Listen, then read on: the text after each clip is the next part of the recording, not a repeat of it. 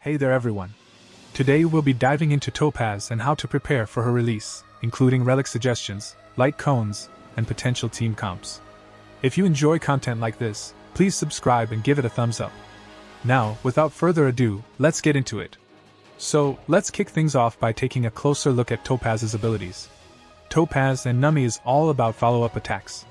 Her skill allows her to target a single enemy, applying the proof of dead state, making that unfortunate enemy take 25% more damage from follow-up attacks.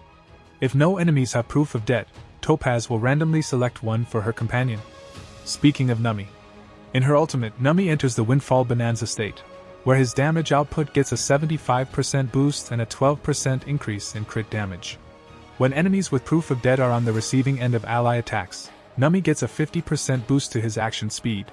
Just keep in mind that after Numby lands 2 attacks, he steps out of Windfall Bonanza. Topaz's talents are all about summoning Numby into the action. Numby starts with a base speed of 80 and deals fire damage equal to 75% of Topaz's attack when attacking a single enemy under the influence of Proof of Dead. Numby's speed gets a 50% bump when allies follow up on Proof of Dead afflicted enemies. However, Numby can't trigger this speed boost during his turn, and if Topaz goes down, Numby disappears from the battlefield. She has a technique that summons Numby when she enters the overworld. Numby will automatically search for basic treasures and trotters within a set radius. Using this technique gives Topaz an energy boost after Numby's first attack in the next battle. Also, when Topaz's team uses this technique and defeats enemies in the overworld, they receive a small credit bonus. There's a daily limit of 10,000 credits here. On top of that, in the simulated universe, your team will get extra cosmic fragments, with a small chance to obtain a random curio after using this technique. As for her light cone, my recommendation is to equip Topaz's signature light cone, Worrisome Blissful. This unique gear not only boosts her crit rate and follow-up attack damage, but also has the added effect of applying the tame state on enemies. Opponents afflicted with this status will take increased damage from attacks by allies. If you're considering alternatives to the 5-star light cone, you might want to look into options like Cruising in the Stellar Sea and Sleep Like the Dead. For 4-star light cones, River Flows in Spring, Return to Darkness, Only Silence Remains, and Swordsplay on Topaz can be effective choices. I recommend utilizing the Firesmith of Lava Forging relic set to enhance Topaz's fire damage and skill damage. This gear set also grants a 12% fire damage bonus for the next attack after Topaz activates her ultimate.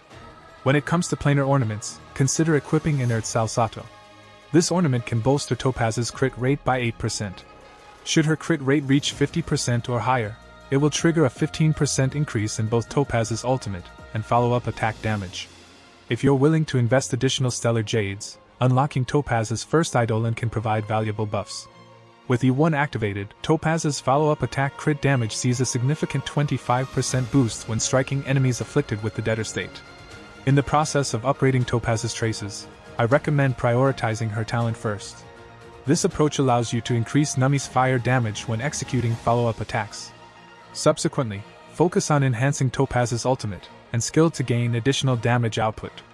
Moving on, the top team compositions for Topaz. For the Team 1, Hyper Carry Team. This team is designed as a hyper carry setup.